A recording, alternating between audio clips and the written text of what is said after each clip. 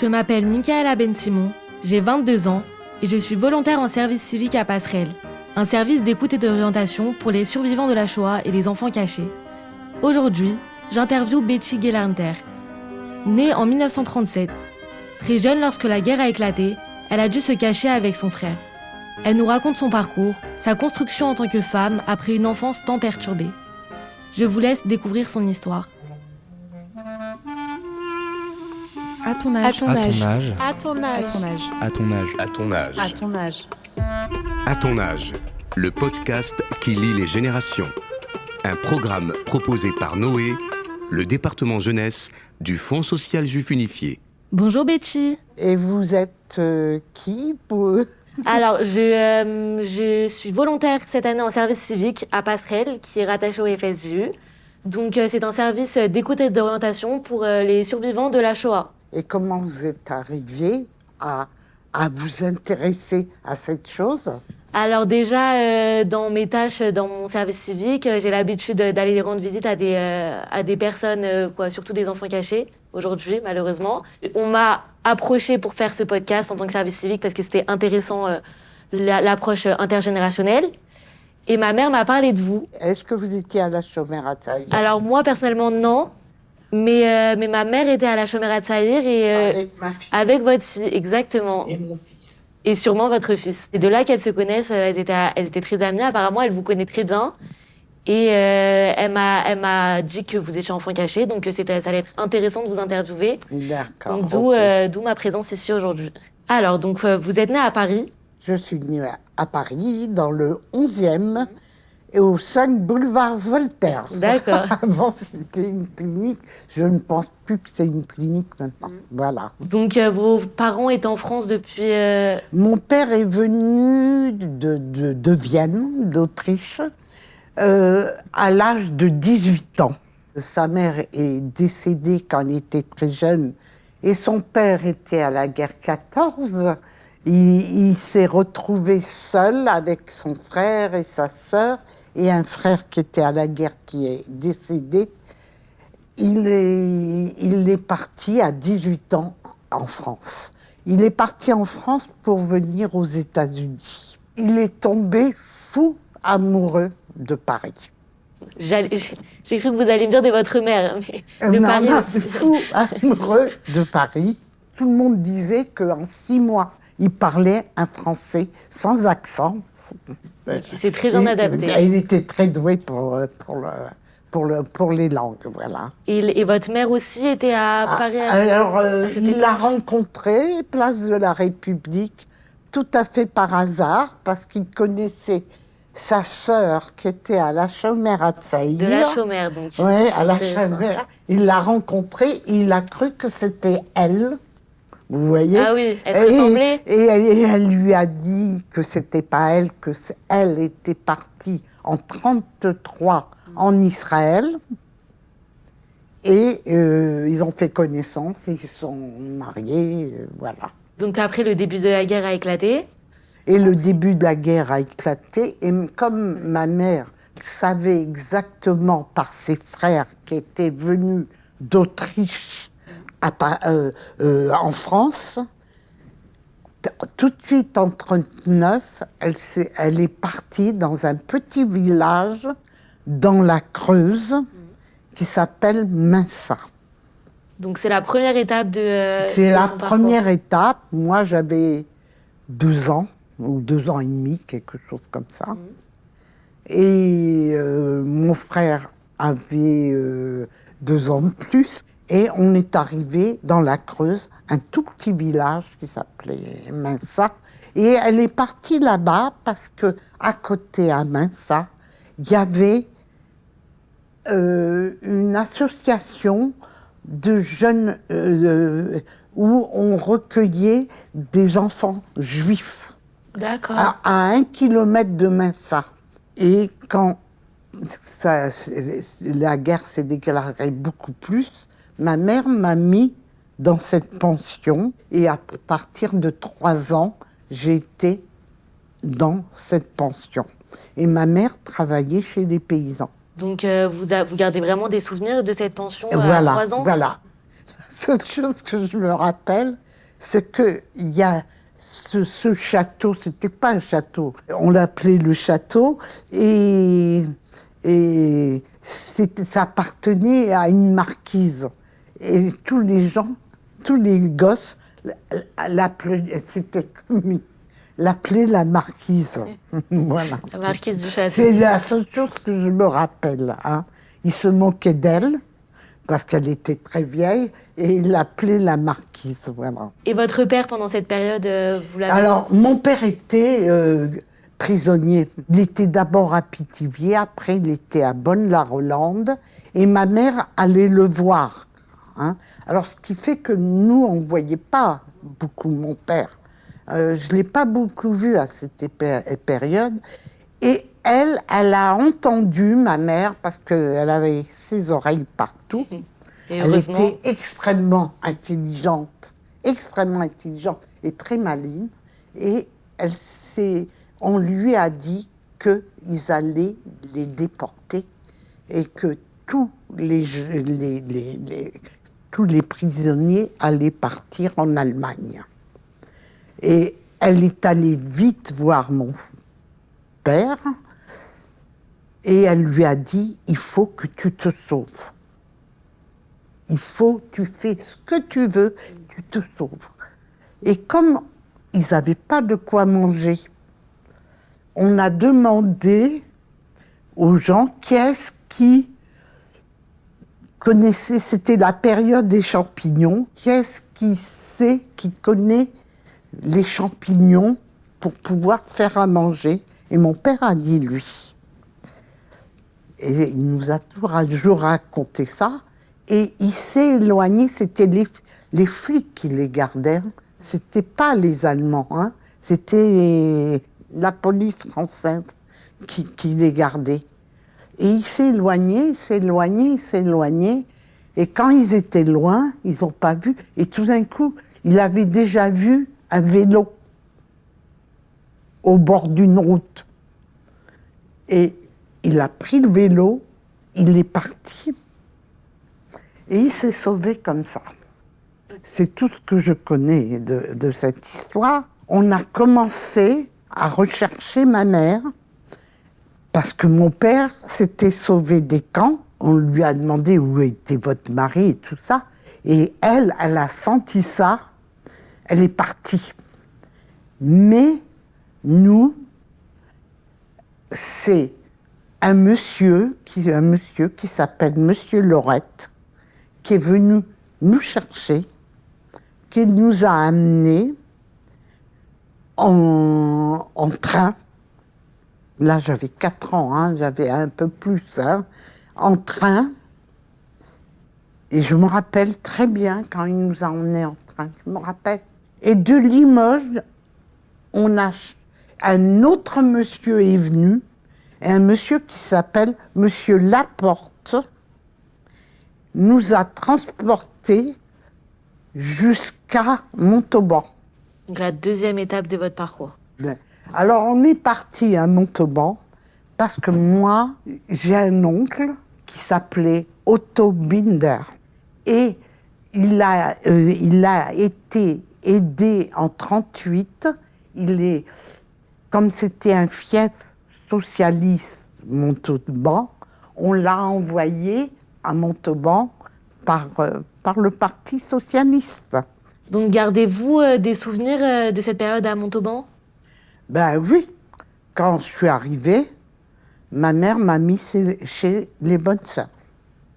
Et je suis restée en pension chez les Bonnes Sœurs. Elles m'ont prise, malgré que je n'avais pas l'âge.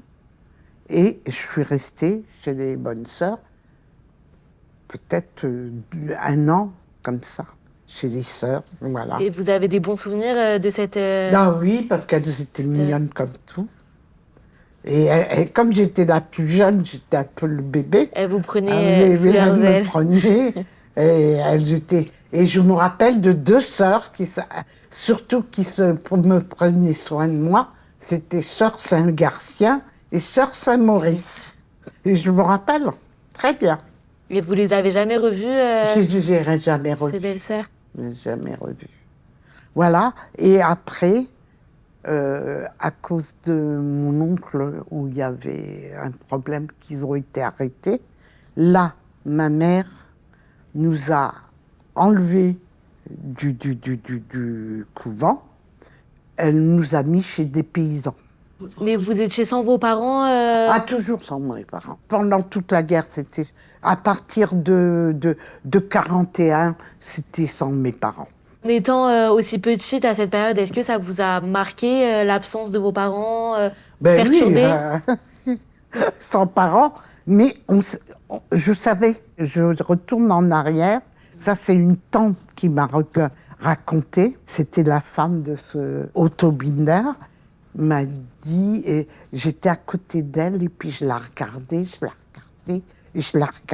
J'avais 2 ans et demi. Hein.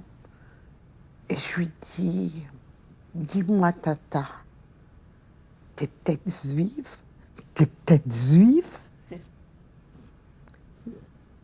Et je lui ai dit, c'est triste à 2 ans et demi, parce que moi, je suis juive aussi.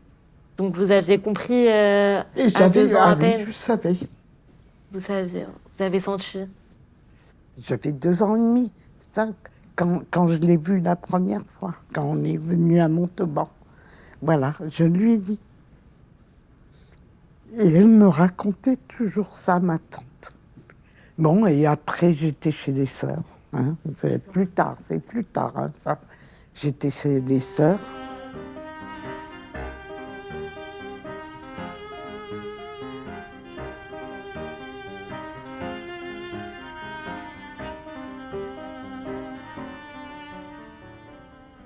Est-ce que votre passage chez les sœurs a créé chez vous un lien particulier avec la religion chrétienne? Oui, je connais mes prières. Et quand, de temps en temps, très, très rarement, j'allais chez ma mère, je priais avant le matin. Je faisais « Je vous salue, Marie pleine de grâce, le Seigneur est avec vous ». Vous vous rappelez bien? Oui, je me rappelle encore le début de mes trucs, parce qu'elles m'adoraient, les sœurs. Hein. J'étais un enfant extrêmement sage. Et les sœurs m'adoraient, ce qui fait que moi, je faisais mes prières. On me disait, j'allais à l'église avec les autres enfants. Et pour la communion solennelle, ils m'ont habillée, ils m'ont mis une couronne de fleurs à l'église et tout. Ben, j'ai fait ça. Et puis, bon, ben, après, ma mère, elle m'a sorti parce qu'elle s'est aperçue qu'à Montauban, les Allemands cherchaient les enfants juifs. Je ne me rappelle plus de cette période. J'étais avec mon frère, je sais. C'était chez des paysans. Et vous avez-vous rencontré d'autres enfants cachés? Alors, suite à mes visites, oui, j'ai eu l'occasion d'en rencontrer quelques-uns qui m'ont également raconté leur histoire, qui, en tant qu'enfant caché, est similaire de la vôtre, finalement. Et ma grand-mère également était enfant caché. Donc, j'ai eu aussi la transmission familiale de l'histoire. Où était cachée votre grand-mère? Alors, ma grand-mère, en cette période, était cachée à Angoulême. Elle habitait à Metz initialement, donc, qui était une zone occupée. Donc, c'est pourquoi elle a été cachée à Angoulême, dans un couvent protestant, je crois. Et elle vous a raconté aussi? Elle nous a raconté, mais plus tard, quand j'étais plus grande. Donc, j'ai pas grandi avec j'ai pas grandi avec... en écoutant son histoire. Mais c'est bizarre parce que nous, on n'en parlait pas. À vos petits-enfants, vous en avez... Non, on n'en parlait pas. Vous n'en avez pas parlé à vos enfants? On n'en parlait pas. On ne parlait pas parce que je ne sais pas pourquoi. On n'en parlait pas. Et d'abord, et je crois que la génération de votre maman n'avait pas envie d'entendre ça. J'ai beaucoup entendu ça, que les petits-enfants étaient plus intéressés. Voilà, les petits-enfants sont intéressés. Les enfants, ils ne voulaient pas entendre ça. Ils ne voulaient pas. Oui, vous racontez toujours la même chose. On n'en parlait pas. Et vos petits-enfants à vous s'intéressent à votre histoire? Non. Non? Non. Ils savent ce que vous avez vécu quand même? Ils savent pas que vous avez été enfant caché? Non, je crois pas. Et vous ressentez pas le besoin qu'ils sachent pour la transmission? Non. Non. Et par exemple, là, on fait un podcast. Est-ce que vous allez leur dire que vous faites ce podcast? Non. Non plus? Non. Et vous êtes contente de nous raconter à nous votre histoire? Je suis un peu étonnée, quoi. Qu'on s'intéresse à votre parcours? Je suis étonnée que vous vous intéressez. Mais au contraire, c'est... Oui, c'est bien parce que c'est une partie d'une vie des gens. Vous m'avez raconté votre parcours, vos différentes étapes pendant la guerre. Comment s'est déroulée finalement la vie, le retour à la vie normale, si je puis dire, à la fin de la guerre? On n'avait pas notre appartement. Des gens s'étaient installés malgré que ma mère payait toujours le loyer. On n'avait pas notre appartement. On habitait au 44 Faubourg du Temple. C'est pas loin du canal Saint-Martin. C'est entre Goncourt et République. Et on n'avait pas l'appartement. Et on a été obligé d'aller chez une tante. Et on s'est installé là-bas pour 2-3 mois. Alors j'ai commencé l'école. J'avais 8 ans, je savais ni lire ni écrire. Il a fallu que je rechange d'école après, parce que cette tante était revenue, on est allé chez une autre tante. Et on a retrouvé notre appartement entre 46 et 47. Et votre appartement était occupé par d'autres personnes Par d'autres personnes, et il a fallu faire un procès. Et c'était des gens qui avaient 5 enfants. C'était des Italiens, ce n'étaient pas des Français, qui avaient pris cet appartement. Et comme mes parents payaient toujours le loyer, eux, ils ne payaient pas le loyer. Et il a fallu les renvoyer. C'était bien pour eux. Et avec un procès. Et quand on est rentré dans l'appartement, c'était un 100 mètres carrés, je me rappelle, il y avait marqué partout « Salioupa, Salioupa, Salioupa ». Dans la chambre à mon frère, Salioupa. Dans ma chambre, Salioupa. Dans la chambre à mes parents, Salioupa. Dans l'entrée, Salioupa. Partout, c'était marqué Salioupa. Et vous vous rappelez d'avoir vu... je me rappelle. C'est des images qui vous ont marqué. C'était grande.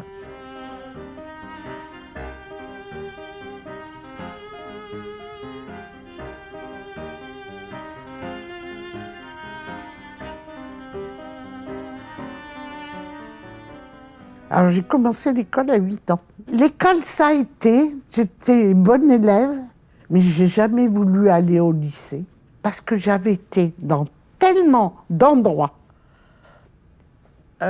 Au moins 4 endroits, 5 endroits.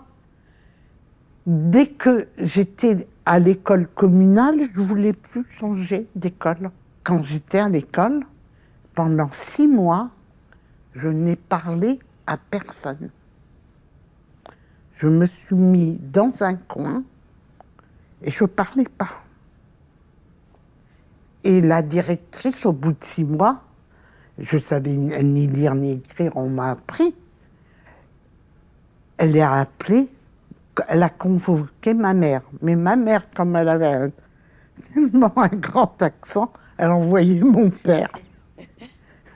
Et mon père, comme il voyageait beaucoup, il s'était remis dans la maroquinerie, il voyageait comme représentant.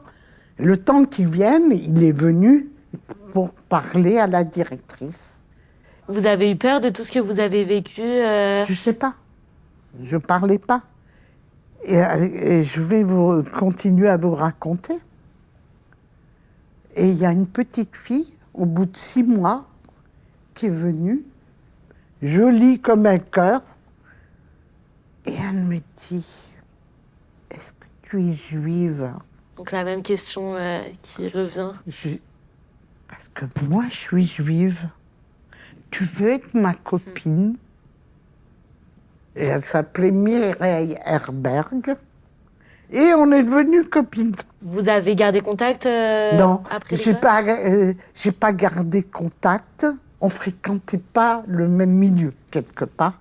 Elle fréquentait beaucoup les garçons de République à l'époque, c'était les jeunes garçons. Et moi, non. Je fréquentais plutôt des garçons qui avaient fait des grandes écoles. J'ai beaucoup fréquenté les polytechniciens. Et votre mari faisait partie de ce milieu? Non, pas du tout. Pas du tout. Complètement à part. Avec cette copine, on est parti danser autre part parce que eux, ils faisaient leur service militaire. On les a plus tellement vus. Hein. Et puis, j'ai rencontré mon ex-mari. Et c'était un juif ashkénaze? Non. Non? Non, c'est un juif d'origine tunisienne. Très différent de la culture ashkénaze.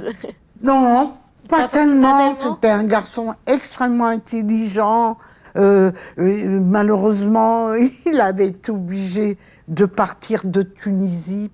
Est-ce que c'était important pour vous d'épouser un homme juif? Ah oui, les deux polytechniciens, c'était peut-être les deux seuls polytechniciens juifs. Ils étaient juifs tous les deux. Et vous, ça serait important aussi d'épouser un juif? Pour moi aussi, ce serait important. J'ai une éducation religieuse où j'étais à l'école juive, donc ce serait important, très important même. Que moi, j'ai eu une éducation contraire à l'éducation religieuse. Qu'en est-il de votre relation avec le judaïsme Non, aucune au cours de votre religieuse. Je ne suis pas du tout religieuse. Mon père était complètement athée, mais il était juif. Vous ressentez quand même vous avez quand même une identité Et j'ai juive? l'identité juive, complètement, mais sans religion. Vous m'avez dit que vous avez des enfants en Israël. Comment, Oui, ma fille. Voilà, comment ont-ils vécu les événements du 7 octobre? Ils vous en ont parlé de leur ressenti? Non, non, on n'en a pas parlé. Et vous, est-ce que ça vous a fait écho avec votre histoire, peut-être le 7 octobre? Comment vous vous êtes... Ça m'a extrêmement frappée, mais c'est qu'on puisse tuer des femmes comme ils l'ont fait dans le kibbutz. Ça, les Allemands, ils faisaient autre chose. Ils nous déportaient, mais ils ne nous donnaient pas un coup de couteau. Est-ce que vous êtes inquiète en tant que juive? Non. Vous avez peur? Non, j'ai pas peur. J'ai pas peur parce que je suis vieille. Pour moi, j'ai pas peur. Pour Israël, j'ai toujours peur. Donc vous avez un lien avec ce pays Ah oui, très fort. et vous avez jamais voulu faire votre alia, partir? Moi, non. C'est ma fille, oui. Elle est partie. Elle vit là-bas. Et vous, que pensez-vous de l'antisémitisme en France? Alors moi, j'avoue que ça me fait de plus en plus peur. Vraiment. Surtout en tant qu'étudiante juive. Cette année, je suis pas à la fac et heureusement. Parce que j'étais à la Sorbonne l'année dernière et ils sont très virulents. Ils ont été très virulents après le 7 octobre. Donc j'ai presque peur de retourner à la fac et de revivre cet antisémitisme. Donc oui, franchement, j'ai peur du futur, de l'avenir. Comment tout ça va tourner. Oui. Vous voyez, moi, je réalise pas parce que je ne suis pas Confrontée confrontée à ça. C'est très difficile. Je sais pas. C'est très personnel, tout ça. Ça fait peur, mais la France est catholique. Et elle a beaucoup à se reprocher. Et dans votre vie d'adulte, est-ce que vous avez déjà...